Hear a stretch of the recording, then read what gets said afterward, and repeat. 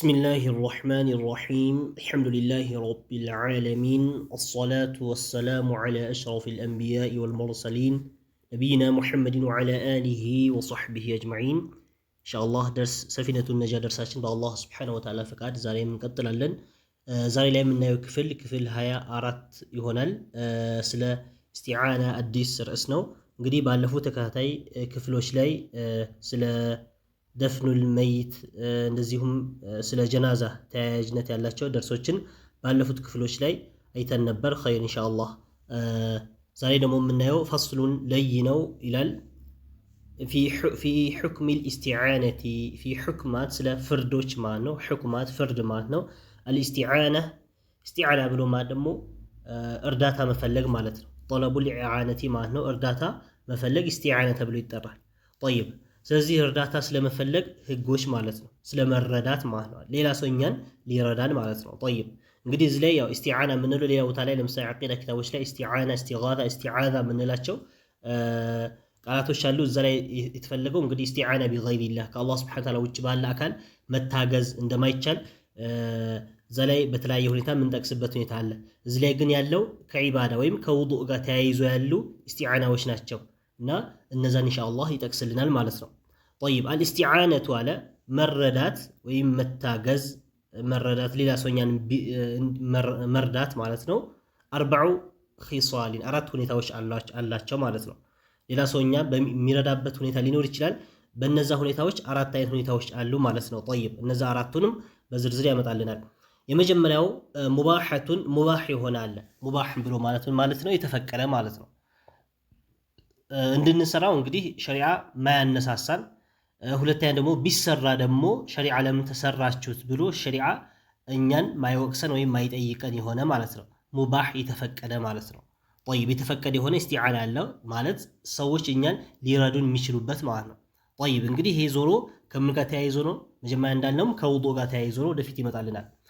ሌላኛው ወኺላፉል አውላ ኺላፍ ልማት ተቃራኒ፣ አውላ የበላጩ ተቃራኒ ማለት ነው። የበላጩ ተቃራኒ ማለት ኺላፉል አውላ ይባላል። የበላጭ አገልባጭ ወይም የበላጩ ተቃራኒው ተብሎ ይባላል። ማለት ያ ነገር ብንተው ምን የሆነ በላጭ የሆነ ማለት ነው። የበላጩ ተቃራኒ ማለት አሁን መስራታችን በላጭ አይደለም ማለት ነው። ኢስቲዓና ማድረጋችን በላጭ ያልሆነ ግን ኢስቲዓና ሳናደርግ ወይም ሌላ ሰው እኛን ሳይረዳን እኛ ራሳችን ብንሰራው ምን የሆነ የተሻለ ማለት ነው። ስለዚህ ከሰራነው ምን ይሆናል? ኺላፉል አውላ የበላጩ ተቃራኒ ነገር ነው የሰራ ነው ማለት ነው። طيب ወደፊት ይመጣልና እሱ ወመክሩሃቱን መክሩህ ይሆን ደሞዋል ሚጠላ ማለት ነው። ሚጠላ ግን ምናልባት ሐራም ተብሎ ማይባል ወይም ስለሰራው ሰውየው ወንጀል ሰራ ወይም ደግሞ የሰራው ስራውን ትክክል አይደለም ተብሎ ማይባል ግን ሚጠላ የሆነ እሱን ወደፊት ይጠቅስልናል። طيب ሌላኛውና የመጨረሻው አራተኛው ዋጂበቱን ግዴታ የሆነ ኢስቲዓና አለ። ግዴታ የሆነ ማለት ነው። ግዴታ የሆነ አለ። طيب የመጀመሪያ ፈልሙባሐቱ ሙባህ ተብሎ የሚባለው የተፈቀደ የሚቻል የሚባለው ይሄ እሷም ተቅሪቡል ማ ውሃ ማቅረብ መጀመሪያ እንዳልነው ከውዱእ ጋር የተያያዘ ብለናል። ተቅሪብ ብሎ ማቅረብ አልማኢ ውሃ ማቅረብ ማለት ነው። طيب እና እኛ ለምሳሌ ውዱእ በምናደርግበት ሰዓት ሌላ ሰው ለኛ ውዱእ የምናደርግበት ውሃ ቢያቀርብልን ይሄ ምንድነው? ሙባህ ነገር ነው፣ የተፈቀደ ነገር ነው ማለት ነው። እኛ ውዱእ ማለት ሰዎች እንዲያቀርቡልን እንደ ሸሪዓ ሚነሳሳ ወይም ተወደደ የሚባል ተወዳጅ ነገር አይደለም። ሁለተኛ ደግሞ ሰዎች ለኛ ውሃ ቢያቀርቡልን ለምን ሰው አቀረበልህ ራስ ለምን አቀርበህ አልተጠቀምክም ተብሎ ደግሞ የሚወቀስበት አይደለም ማለት ነው። ይሄ ሙባህ የተፈቀደ ነው ማለት ነው። ሰዎች ቢያቀርቡልን ምናልባት ለሚያቀርበው ሰው አጅር ሊኖረው ይችላል።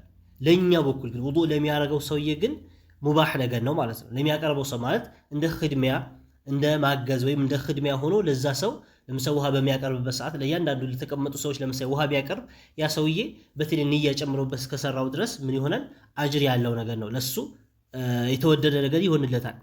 ለነዛ ሰዎች ግን የተፈቀደ ነገር ነው፣ ሙባህ ነገር ነው ማለት ነው። طيب ሌላኛው ወኺላፉል አውላ ቅድም ያልነው የተቃራኒው የበላጩ ተቃራኒ ብለናል። ኺላፍ ማለት ተቃራኒ፣ አውላ ማለት የበላጩ አገልባጭ ወይም ተቃራኒ የምንለው ማለት ነው። طيب هي صب الماء وها مافسس وها مدفات مافسس لما ناي على نحو المتوضئ على نحو المتوضئ وضوء بميادرك سولاي معناته ነሕው ማለት እንግዲህ ያው ጂሃ የተለያዩ ማዕናዎች ይኖሩታል። ነሕው የሚለው አላ ኩሊ አሕዋል እዚህ ላይ ውዱእ በሚያደርግ ሰው ላይ ምን ማድረግ ውሃ ምን ማድረግ ማፍሰስ ማለት ነው። ማለት እንግዲህ ውዱእ እያደረግኩኝ ነው፣ ሌላ ሰው መጥቶ ውሃውን እያፈሰሰልኝ እኔ ውዱእ ላረግ ማለት ነው። ስለዚህ ይህም ተብሎ ይጠራል ኺላፉል አውላ ተብሎ ይጠራል።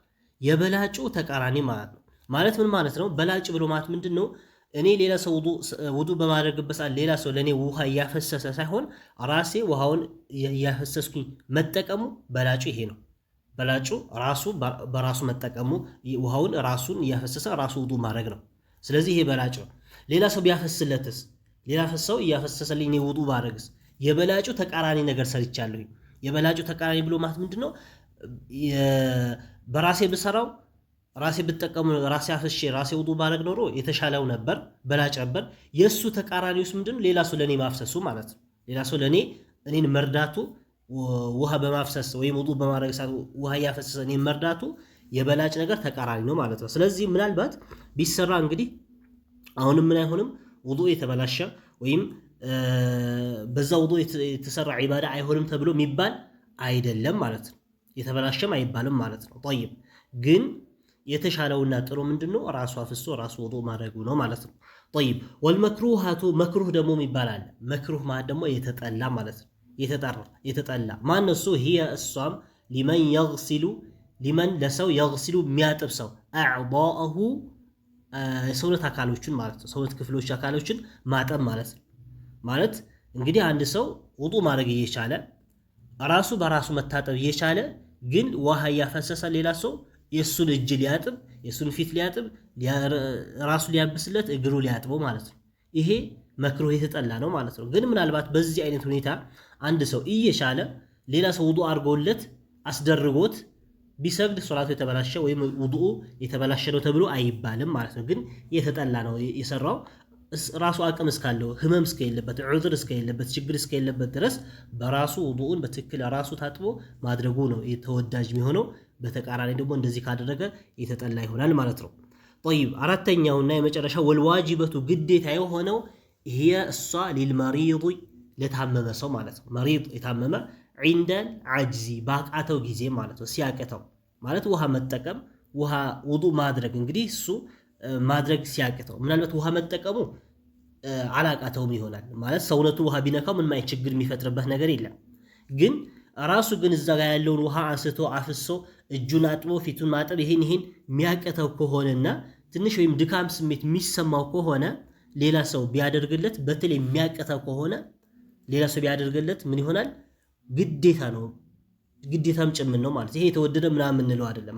ምክንያቱም እንግዲህ ማላየቲሙል ዋጅቡ ኢላ ቢሂ ፈሁ ዋጅብ የሚባል ነገር አለ። ሶላት ምንድን ነው? ሶላት መስገድ ግዴታ ነው። ቢታመም አንድ ሰው እንግዲህ ታመመ ተብሎ ሶላቱ አይተወውም። በታመመበት በሁኔታ በሚችለው ሁኔታ ይሰግዳል እንጂ የግድ እንግዲህ ቆሞ ማይችል ሆኖ የግድ ቆመ ስገድ ተብሎ አይባልም። ቁጭ ብሎ መስገድ ይችላል። ግን እንደማንም ታመመ ተብሎ ምን አይደረግም? ሶላት አይተውም። ስለዚህ ሶላት ግዴታ ስለሆነ ያ ግዴታ ነገር ለመፈጸም ደግሞ ምን ሌላን ግዴታ ነገር ካለ ምን አለ? ውዱእ ግዴታ ነው። ስለዚህ ያ ግዴታው ደግሞ ምንድነው? ሌላ ሰው ራሱ ማድረግ አይችልም። የግድ ምን ያስፈልጋል? ሌላ ሰው እሱን አግዞት ውዱእ ሊያደርግ ይገባዋል ማለት ነው። ያለ ውዱእ ደግሞ አይሆንም። ስለዚህ ሌላ ሰው ውዱእ ሊያስደርገው ይገባል ማለት ነው። በዛ ሰዓት ዋጅብ ነው። ስለዚህ እንደማንም አራት አይነት እስቲዓናዎች አሉ። ከእስቲዓናዎቹ ዋጅብ ይሆናል፣ መክሩህ ይሆናል፣ ኺላፉል አውላ ሙባህ ብሎ በዚህ አይነት ሁኔታ አመጣለን ማለት ነው። ጠይብ ወደ ሌላኛው ስንሄድ ፈስሉን ለይ ነው ፊማ የጂቡ ተጂቡ ፊህ ዘካቱ ዘካ ግዴታ የሚሆንባቸው ነገራቶችን ይነግረን ነው። ፊማ ተጂቡ ማለት ግዴታ የሚሆንባቸው ፊህ በእነሱ ላይ አዘካቱ ዘካ እንግዲህ ዘካተል ማል የገንዘብም ይሁን ወደፊት ይመጣልናል። ያው እዚህ ላይ በተፍሲል አያመጣውም። የተወሰነ እንግዲህ ኢሻራ ነው የሚያደርግልን። ተፍሲል እያንዳንዱ ማብራሪያ አያመጣም። የተወሰነ ግን ያስቀምጥልናል። እኛም በቻልነው ያክል የተወሰነ ለመረዳት እንሞክራለን ማለት ነው። ጠይብ አልአምዋል አለ ገንዘቦች አለት እነዚያ ተልዘሙ ግዴታ የሚሆንባቸው ፊሃ በእነሱ ላይ አዘካቱ ዘካ ግዴታ የሚሆንባቸው ገንዘቦች ሲተቱ አንዋዒን ስድስት አይነት ናቸው ማለት ነው። ዘካ ግዴታ የሚሆንባቸው ገንዘቦች ስንት ናቸው? አለቲ ተልዘሙ ፊሃ አዘካቱ ሲተቱ አንዋዒን ስድስት አይነት ናቸው ማለት ነው። ጠይብ የመጀመሪያው አናዓሙ ነዓም እንለዋል። ነዓም እንግዲህ አንዓሙ ሰላሳ የሚባሉ አሉ። አንዓሙ ሰላሳ እነ ከብት ቀንድ ከብቶች የምንላቸው አሉ። እንደዚሁም ፍየል፣ ግመል ማለት ነው። እነዚህ ነው የተፈለገባት። ፍየልና እንግዲህ በግ በአንድ ይገባሉ እንደማንም። እነዚህ ላይ ምን አለ ዘካ አለባቸው ማለት ባይሆን የራሳቸው የሆነ ኒሷብ አለው። አንድ ሰው ዝም ብሎ በግ ስላለው ወይ ፍየል ስላለው ከብት ግመል ስላለው አይደለም። ዝርዝራችን ኢንሻአላህ እንግዲህ እዚህ ኪታብ ላይ የጠቀሰልን ከግመል ከበግ ከፍየል ዘካ እንዳለ ነው። ወደፊት ኢንሻአላህ አቢ ሹጃዕና ሌሎች ኪታቦች ላይ ይመጣልናል ማለት ነው። ጠይብ ዝርዝራችን ምክንያቱም ራሱ የቻለ ተፍሲል ስላለው በግ ምን ያክል ሲሆን ነው፣ ከብት ምን ያክል ቁጥር ሲኖራቸው ነው፣ እንደዚሁም ግመልም ምን ያክል ቁጥር ሲኖራቸው ነው ግዴታ የሚሆነው የሚለውን በቀጣይ በሚመጡልን ኪታቦች በዝርዝር ምናየው ይሆናል ማለት ነው። ጠይብ ሌላኛውና ሁለተኛው ወነቅዳኒ ሁለት ነቅዶች ነቅዳን የሚባሉ አለ ሁለት ገንዘቦች ማለት ነው። ሁለት ገንዘቦች ሁለት ገንዘቦች ተብሎ ሊጠሩ ይችላሉ። ማናቸው እነሱም ብርና ወርቅ ማለት ብርና ወርቅ ወይም ሁለት ገዢዎችም ተብሎ ይጠራሉ። ገዢ ተብሎ የሚጠሩት እንግዲህ ዛሬ ላይ እኛ ብርና ወርቅ እንደ ብር እንደ እንትን አንጠቀምበትም። እንደ ገበያ ላይ እነሱ መለዋወጫ እናደርጋቸው። ምክንያቱም ዛሬ ላይ እንደ ብር የመጡት ምንድናቸው የብር ኖቶች አሁን ላይ የሚታወቁ የወረቀት የሆኑ ብሮች ነው ያሉት። ስለዚህ እነዚህ ነቅዳን የሚባሉ በበፊት ግን የሚጠቀሙበት የነበረው እንዴት ነበር? ሌላን የሆነ ዕቃ ለመግዛት ምን ነበር የሚሰጡት? ብር። ይሄ የምናውቀው ብር ይሄ ለምሳሌ እንደ ቀለበት ብር ስንል እንግዲህ በስም ደረጃ እንዳይመሳሰልብን ብር የምንለው ይሄ እኛ የምንጠቀምበት የወረቀት ብር አለ። ብር የምንለው ደግሞ ይሄ የቀለበት ብር አለ። ቀለበት አብዛኛው ጊዜ ሰዎች ለቀለበት ስለሚጠቀሙበት ማለት ነው። ስለዚህ እቺ ቀለበት የምንጠቀምባት ብርና እንደዚህም ወርቅ ማለት ነው። እነዚህን ከዚህ በፊት በነበሩበት ወይም ከዚህ በፊት በነቢያችን ዓለይሂ ሰላም ዘመንና ሌሎችም ከዛም በኋላ አብዛኛው የሚጠቀመው እንዴት ነበረ? ልክ ዛሬ ላይ እኛ በብር ኖቶች እንደምንጠቀም ለተለያየ ነገር ለግዢ ወርቅና ብር ይሰጡና እነሱ የሚፈልጉትን ነገር ይለዋወጡ ነበር ማለት ነው። ስለዚህ ለዛ ምን ይባላሉ? ሁለት ገዢዎች ይባላሉ። ይገዙበት ስለነበር ማለት ነው። ዛሬ ላይ ግን አንገዛበትም። ልክ እንደ ገንዘብ ወይም እንደ የሆነ ሀብት ነገር አድርገን ነው የምንጠቀመው። ጠይብ ስለዚህ አላ ኩል አህዋል እንደማንም በእነዚህ በሁለት ነቅዶች በብርና በወርቅ ምን አለ ዘካ አለ ማለት ነው። ጠይብ እነዚህ ደግሞ ያው እንዳጠቃላይ አንድ ሰው ወርቅ ካለው ምናልባት እንግዲህ ያ ወርቅ ለጌጥ የተዘጋጀ ከሆነ አብዛኞቹ ዑለሞች እንግዲህ ጌጥ ለምሳሌ ሴቶች ለጌጥ ለጆሮ ጌጥ ሊሆን ይችላል፣ እንደ ሀብል እንደ አንገት ሊሆን ይችላል፣ ለተለያየ የሚጠቀሙት ሊሆን ይችላል። ያ ከሆነ ብዙዎቹ ምን አይደለም ይላሉ ዘካ የለውም ነው የሚሉት አብዛኞቹ ማለት ነው። ጠይብ ግን ሌላ ግን ተገዝቶ የተቀመጠ ወርቅ ከሆነ በተለያየ ሁኔታ በእጅ ያለ ወርቅ ከሆነ 85 ግራም ከሞላ ዘካ አለበት ማለት ያ ወርቅ 85 ግራም ከሞላ ጠይብ 85 ግራም ከሞላው ምን አለበት ዘካ አለበት።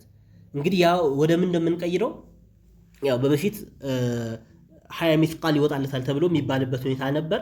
ግን አሁን ላይ ግን የምናወጣው ወደ ብር ቀይረን ነው ዞሮ ያ ለምሳሌ 85 ግራም ወርቅ ያላት አንድ ሴት ወይም አንድ ወርቅ ያለው ሰው ወንድም ቢሆን እንግዲህ ለሽያጭ ለተለያየ ነገር የሚጠቀምበት እንደማንም ቢኖረው እና ያ ወርቅ 85 ግራም ከሞላ ከዛ በኋላ 1 ግራም ዛሬ ላይ በስንት ይሸጣል ወይም ያኔ ዘካ በሚያወጣበት ሰዓት 1 ግራም ወርቅ በስንት ይሸጣል የሚለው ጠይቆ እንግዲህ ከዛ በኋላ ለዛ ለ85ቱን አባስቶ የመጣው እንግዲህ ጠቅላላ የሚመጣ ብር አለ። ያ ብሩን ለ40 አካፍሎ አንዱን ዘካ ያወጣል ማለት ነው። ባይሆን የሚያካፍለው ለስንት ለ40 ያካፍላል። ወይም የአንድ አስረኛ 1/4ኛ ሩቡዕ ዑሽር የምንለው አለ ወደፊት ይመጣልናል። ጠይብ ያው ይሄ አሟለት ቲጃራ የምንላቸው ወደፊት የሚመጡ አሉ።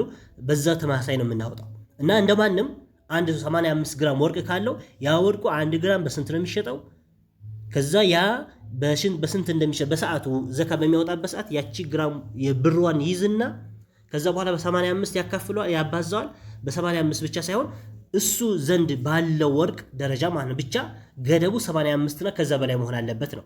እሱ ዘንድ ባለው ግራሞች በቁጥሩ በዛን አባዝቶ ከዛ በኋላ ያ የመጣለት ብር ለስንት ያካፍለዋል?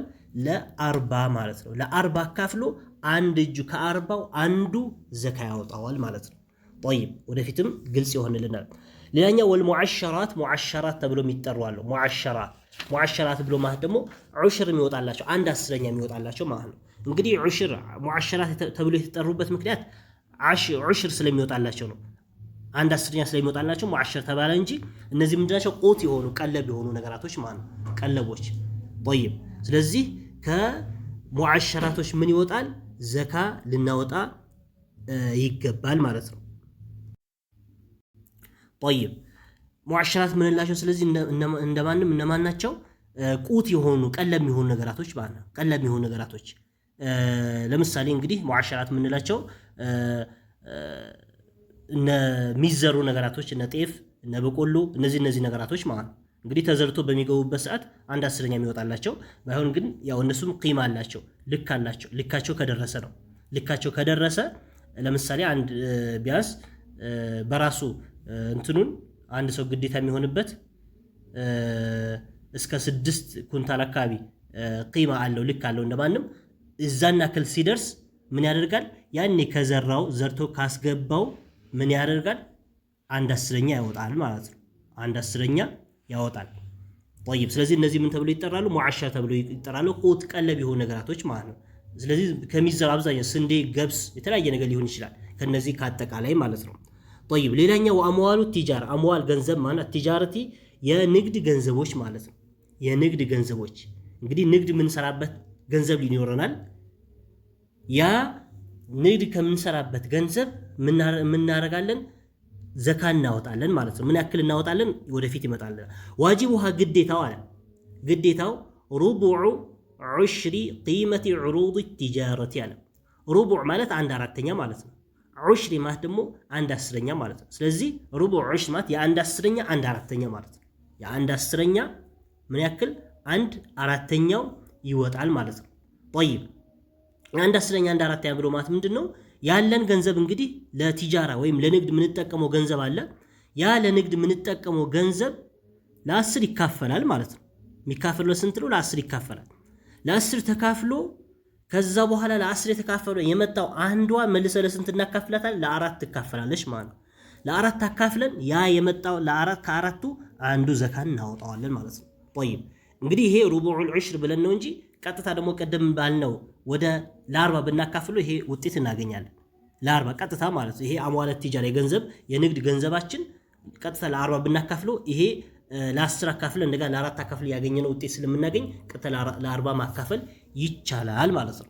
طيب ስለዚህ እንደማንም እንግዲህ አምዋለት ቲጃራ ሲባል የዘካ ማለት የንግድ ገንዘቦች በምንልበት ሰዓት አንድ ሰው እንግዲህ በመጀመሪያ ምን ማወቅ አለበት? ካፒታሉን ማወቅ አለበት። ሲጀምር ንግድ በሚጀምርበት ሰዓት ገንዘቡ ምን መሆን አለበት? ኒሷብ የደረሰ መሆን አለበት። ኒሷብ ብሎ ማለት እንግዲህ አንድ ወደ እኛም ዛሬ ብንወስድበት ምንድነው 85 ግራም ወርቅ መግዛት የሚችል መሆን አለበት። 85 ግራም ወርቅ መግዛት የሚችል መሆን አለበት። እንግዲህ ይሄ የንግድ ገንዘብ አልነው እንጂ የትኛውም ገንዘብ የትኛውም እኛ ዘንድ ያለ ገንዘብ 85 ወርቅና ከዛ በላይ ወይም 595 ግራም ብር፣ ቅድም ስለ ብር አላነሳንም መሰለኝ። ብር ላይ ራሱ ዘካ የሚወጣው ስንት ሲሆን ነው? 595 ግራም ብር መግዛት ወይም አንድ ሰው ብር የምንለው ይሄ የቀለበት የሆነው ብር ማለት ነው። እሱ ያለ የሆነ ሰው እንደ ቀለበት የምንጠቀምበት ማለት ነው። ያው ከዚህኛው ኖታዊ ከሆነው ብር ለመለየት ነው ቀለበት እያልኩኝ ያለሁት እና ለቀለበት የምንጠቀምበት ይሄ ብረቱ ብር ማለት ነው። እሱን ዘካ የሚወጣበት ምን ያክል ሲሆን ነው? 595 ግራም ሲሞላ ነው። 595 ግራም ያለው ሰው ምን ያደርጋል? ዘካ ያወጣል። አሁንም 1 ግራም ብር በስንት ይሸጣል የሚለውን እንትን ብሎ ከዛ በኋላ ላለው እሱ ዘንድ ላለው ከዛ ከ595 ግራም እና ከዛ በላይ ላለው ለዛ አባስቶ ከዛ በላይ የመጣው ለ40 አካፍሎ ያወጣል ማለት ነው። طيب ስለዚህ እንደማንም አምዋል ቲጃራ የንግድ ገንዘብም የምናደርገው ምንድነው? በእነዚህ በሁለቱ በፈለግነው ማውጣት እንችላለን። በሁለቱ ልኮች ማለት ነው። ሁለት ያልናቸው ማን አለ? በብር ልክ ልናደርግ እንችላለን። እንግዲህ 595 ግራም ብር መግዛት የሚችል ገንዘብ ካለን አንድ ሰው እሱ ዘንድ ገንዘብ ካለው ዘካ ያወጣል። አንድ አመት ከሞላው ነው። አመት መሙላት አለበት። አመት ሐውል መሆን አለበት ማለት እኔ ዛሬ ለምሳሌ 595 ግራም ብር መግዛት የሚችል ብር እኔ ዘንድ በእጄ ገባ። ያ ብር እየሰራሁበትም ሊሆን ይችላል ወይም ሳልሰራበትም እንደማንም እኔ ዘንድ አመት ከሞላው ቀጣይ አመት ምን አደርጋለሁ? ከዛ ገንዘብ ለ40 አካፍዬ ዘካ አወጣለታለሁ ማለት ነው። ግዴታ ዘካ ማውጣት ግዴታ ይኖርብኛል። እየሰራሁበት ከሆነስ እየሰራሁበትም ከሆነ እንግዲህ ቅድም ምን ብያለሁኝ መጀመሪያ ላይ አንድ ሰው ነጋዴ የሆነ ሰው ምን ማድረግ አለበት?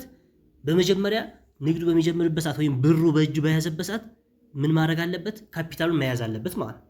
ምክንያቱም የሚያወጣው የዛሬ ዓመት ለምሳሌ ዛሬ እኔ ገንዘብ ስራ ልጀምር፣ ዛሬ ገንዘብ አገኘሁኝ፣ በእጄ ገባ፣ ስራ ልጀምርበት ነው። ያ ገንዘብ በእጄ ከገባበት ሰዓት ጀምሮ ይታያል እንግዲህ ገንዘቡ የኔ ከሆነበት ሰዓት ጀምሮ። ስለዚህ አንድ 85 ግራም ወርቅ መግዛት መቻል አለበት ብለናል። ሁለተኛ ወይም 595 ግራም ወርቅ ብር መግዛት መቻል አለበት ብለናል። እንደማንም ያ ገንዘብ በእጄ ከገባ በኋላ ዘካ ግዴታ የሚሆንብኝ መቼ ነው? የዛሬ ዓመት ነው። ስለዚህ ምናልባት ስራ በሰራበትና ንግድ በሰራበት በነግድበት ግዴታ የሚሆንብኝ ከየትኛው ገንዘቤ ነው? ዓመት ከሞላው ነው፣ ሐውል ከሞላው ነው። እንግዲህ ብዙ ሰዎች እዚህ ላይ ሊሸወዱ ይችላሉ። ማለት ለምሳሌ ዓመት ውስጥ ሰርቼ ያተረፉት ገንዘብ አለ፣ ሰርቼ ተዋርጬ ያተረፉት ገንዘብ ሊኖር ይችላል። ስለዚህ እዛ ላይ ዘካ የለብኝም። ዘካ የሚኖረው ምን ላይ ነው? ዓመት በሞላው ገንዘብ ነው ማለት ነው። ዓመት በሞላው ለምሳሌ ዛሬ እኔ ብር ይዤ ያለሁኝ 85 ግራም ወርቅ መግዛት የሚችል ብር ይዤ ከዛ በኋላ ንግድ ጀመርኩኝ። የሚመጣ ዓመት እኔ ላይ ዘካ ይወጅብብኛል። ባይሆን ግን ዘካ ማወጣው የዛሬ ዓመት ዛሬ ከያዝኩት ካፒታል ነው ለ40 አካፍዬ ማወጣው እንጂ ዓመቱ ሁሉ በሰራሁበት ብር ዓመቱ ሁሉ አትርፌ ባመጣሁት ነገር በዛ አካፍዬ አይደለም ማወጣው ማለት። ምክንያቱም ያኛው ምን አልሆነም ገና ዓመት አልሞላውማ። ስለዚህ ባይሆን ግን ያኔ ዘካ በማወጣበት ሰዓት ካፒታል ውጤቴን ደግሞ እንደገና መያዝ ይኖርብኛል። ውጤቴን ማለት ነው። በዛ ሰዓት ለምሳሌ 1 ሚሊዮን ብር ይዞ ጀምሮ ከሆነ ዛሬ በእጄ ያዝኩት 1 ሚሊዮን ብር ይዤ ስራ ጀመርኩኝ። ከዛ በኋላ የሚመጣው ዓመት ዘካ ማውጣት ከስንት ነው ብለናል? ከዛ 1 ሚሊዮን አንድ ዓመት ከሞላው ማለት ነው። በመሐከል ያተረፍኩት ገና አንድ ዓመት ስላልሞላው ከሱ ዘካ ላወጣ ማወጣው ከስንት ነው? ያኔ በእጄ በያዝኩት ወይም አንድ ዓመት በሞላው ብር ነው። ከዛ በኋላ ቀጣይ ዓመት ደግሞ ሁለተኛ ቀጣይ ዓመት ደግሞ ዘካ ሳወጣ ያኔ የዛሬ ዓመት ዘካ በማወጣበት ሰዓት የሰራሁትን ሙሉ ካፒታሌ ደግሞ መያዝ አለብኝ። ለምሳሌ በአንድ ዓመት ውስጥ መጀመሪያ ስጀምር 1 ሚሊዮን ይዤ ነበር። ከዛ በኋላ ደግሞ አተረፍኩኝና 2 ሚሊዮን ሆነ። ያ 2 ሚሊዮን ካፒታሌ በትክክል ማወቅ አለብኝ በሰዓቱ ማለት ነው። ከዛ ቀጣይ ዓመት ደግሞ ዘካ ሳወጣ ከስንት ነው ማወጣው? ከ2 ሚሊዮን ብር ነው ማወጣው ማለት ነው። በዛ መሐከል ያተረፍኩት ነገር ሊኖር ይችላል። በዛ መሐከል በመጣው ትርፍ አሁንም አይታሰብም። የሚታሰበው የትኛው ነው? እሱ ዘንድ ቆይቶ ዓመት የሞላው ማለት ነው። አሁን በሁለተኛ ዓመት ደግሞ ቀጣይ ዓመት ላይ ደግሞ ምን ሆነ? 2 ሚሊዮን ሲሆን ያኔ ካፒታል ይዘዋለሁኝ ከዓመት በኋላ እንደገና ማወጣው ከዛ 2 ሚሊዮን ከሞላው ማለት ነው። ስለዚህ እንደማንም አንድ ሰው ዘካ ሊያወጣ ዘንዳ አንድ እሱ ዘንድ የቆየው ገንዘብ ምን መሆን አለበት? ዓመት የሞላው መሆን አለበት። ሁለተኛ ኒሷብ የደረሰ መሆን አለ። ኒሷቡ ምንድነው? አንድ 85 ግራም ወርቅ መግዛት መቻል አለበት፣ ወይም ደግሞ 595 ግራም ብር መግዛት መቻል አለበት ማለት ነው። እንግዲህ አብዛኞቹ ዑለሞች ወደ ብር በምናሰላበት ሰዓት በብር ካደረግን አብዛኛው ሰው ዘካ ይወጅብበታል ማለት 595 ግራም መግዛት የሚችል ብር ይኖረዋል አብዛኛው ሰው ማለት ነው። በወርቅ ስናሰላው ግን አብዛኛው ሰው ምን ላይኖር ይችላል? የወርቅ 85 ግራም ወርቅ ላይገዛ ይችላል። ምክንያቱም የወርቁ ብሩ ከፍ ስለሚል ማለት ነው። ስለዚህ እንደ እንትኑ አብዛኞቹ ኺያር አለው ነው የሚባለው። ኺያር አለው ማለት ምርጫ አለው የራሱ ማለት ለምሳሌ 595 ግራም መግዛት የሚችል ብር ነበረው። አይ እኔ ማወጣው በብር ሂሳብ ሳይሆን በወርቅ ሂሳብ ነው ብሎ የወርቅ ገንዘቡን የወርቅ ሂሳብ እስኪሞላ ድረስ ቢያቆይ ይችላል ብለዋል አብዛኞቹ ዑለሞች። ይሄ ይፈቅዳሉ ማለት ነው። የራሱ ምርጫ ነው ማለት ነው። አይ ገንዘቤ 595 ግራም ብር መግዛት ይችላልና ዘካ ላውጣ ብሎ አሁን ቢያወጣ ጥሩና የተሻለው ይሄ ነው። አብዛኛው ዑለሞች በተለይ አሁን ላይ አብዛኛው ዑለሞች የሚያደርጉትም ያ ነው። ምክንያቱም ብዙ ምስኪኖች ብዙ ሰው የተቸገሩ ሰዎች ባሉበት ሁኔታ ዘካ ምርጫዬ ገና የወርቅን ያክል ወርቅ 85 ግራም ወርቅ መግዛት የሚችል ገንዘብ አልሞላም ብሎ እስከዛ ድረስ መጠበቅ የለበትም። በምን ግዴታ ሆኖበታል? ዛሬ ባለው በብሩ የብሩ ዋጋው ትንሽ ስለሆነ ማለት ነው። የብሩ 595 ግራም ወርቅ ብር መግዛት ብር እስካለው ድረስ በዛ ምን ማውጣት አለበት? ዘካ ማውጣት አለበት። አብዛኛው መታየት አለበት በብር ሂሳብ ነው የሚሉት። እና እንደማንም ግን ራጂሑና ወይም አብዛኛው ዑለሞች ያሉበት ምንድነው በፈለገው ማድረግ ይችላል ነው። በፈለገው የተሻለው የሚሆነው እንግዲህ ለጥንቃቄው ለየትኛውም የተሻለው የሚሆነው በብር ማስላቱ ነው። በብር ካሰላ ነው 595 ግራም ወርቅ የሚገዛ ብር ካለን ዘካ ማውጣት ማለት ነው። ለምን የወርቁ ካሰብን የወርቁ እስኪሞላ ድረስ ሊቆይ ይችላል። ምክንያቱም የወርቁ ገንዘቡ ምን ይሆናል ከፍ ያለ ስለሚሄድ ማለት 585 ግራም ወርቅና 595 ብር የሚገዛ ብራቸው ዋጋቸው እኩል አይደለም። የማን ከፍ ይላል? የወርቁ ከፍ ይላል። ስለዚህ የወርቁ እስኪደርስ መጠበቅ የለበትም ማለት ነው። በሚያወጣበት ሰዓት የብር ከደረሰበት ወይም በብሩ 595 ግራም ማውጣት የሚችል መግዛት የሚችል ገንዘብ ካለው በዛ ለ40 አካፍሎ ማውጣት ይኖርበታል ማለት ነው። طيب ስለዚህ እንደማንም ያው በተወሰነ ሁኔታ ግልጽ ለማድረግ ሞክሬያለሁኝ። والله اعلم። ወደ ቂራታችን ስንመለስ ወአምዋል ገንዘቦች አለ አትጃረቲ የንግድ ገንዘቦች ዋጂቡሃ ግዴታው ሩቡዕ ማለት 1/4 20 የአንድ አስረኛው 1/4 ብለናል። ቅድም መጀመሪያ ላይ እንዳልነው ያለው ገንዘብ ለ10 አካፍሎት ከዛ በኋላ ለ10 ተካፍሎ የመጣው አንዱ ደግሞ ለስንት ማካፈል ለ4 ማካፈል ሩቡዕ 20 ተብሎ ይባላል። 1/4 ወይም ይሄኛው ውጤት ቀጥታ ለ40 ብናካፍለው ይሄኛው ውጤት እናገኛለን። ቂመቱ ማለት ግምቱ ዑሩድ ሸቀጣ ሸቀጡ ግምት አትጃረቲ የንግዱ ሸቀጣ ሸቀጥ ግምቱ ከዛ ተገምቶ የአንድ አስረኛ 1/4 ይወጣል ማለት ነው። ቂማን ብሎ ማለት ግምት ማለት ነው።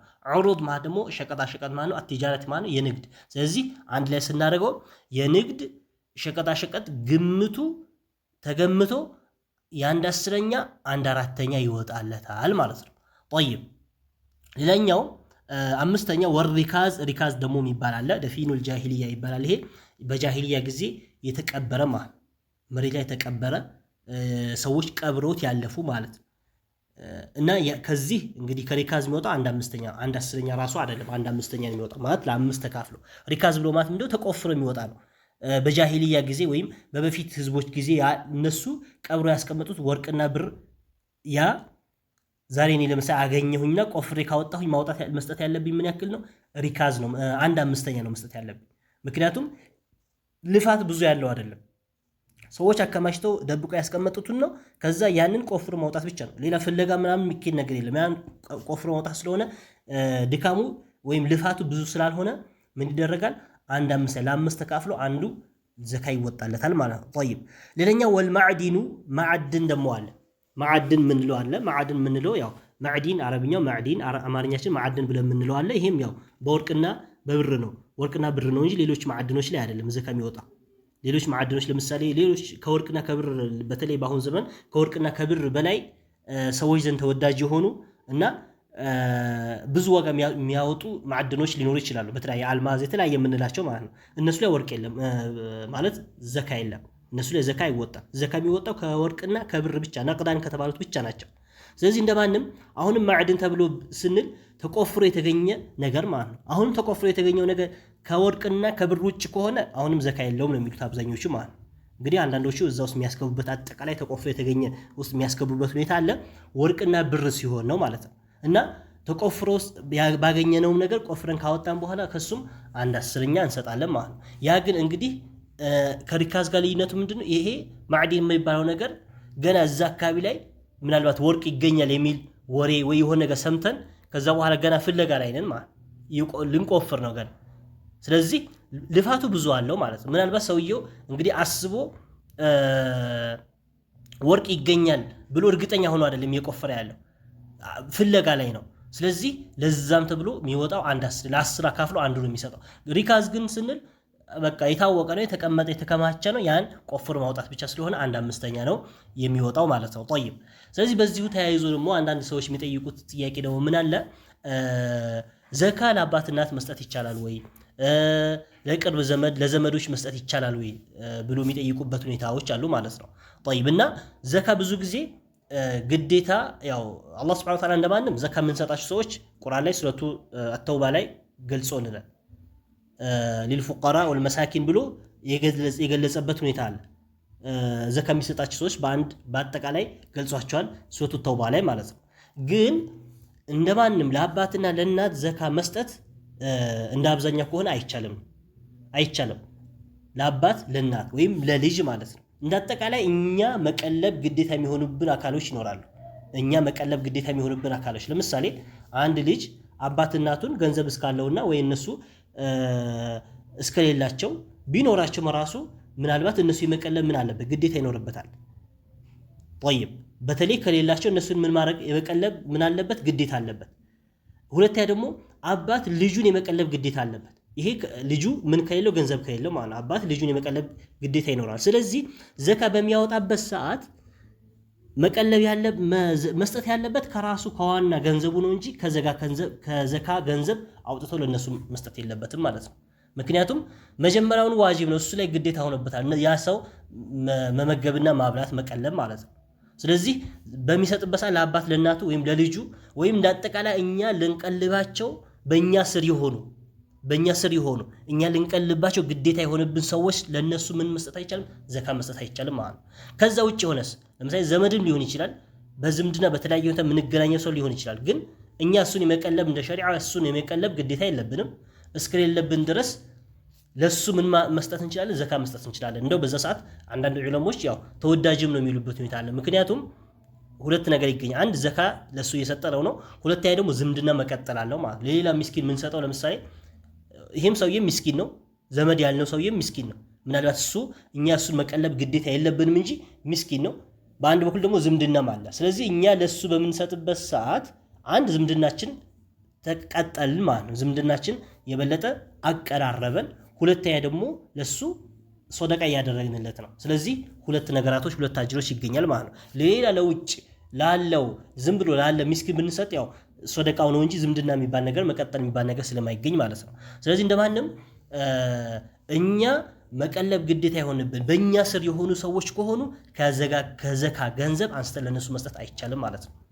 ከዛ ውጭ ያሉ ሰዎች ግን ዘመድ እንኳን ቢሆኑም ከዘካ ገንዘብ አንስተን ብንሰጥ ችግር አይኖረውም ማለት ነው። والله سبحانه وتعالى أعلم. جعلني الله وإياكم من الذين يستمعون القول فيتبعون أحسنه والله سبحانه وتعالى أعلم.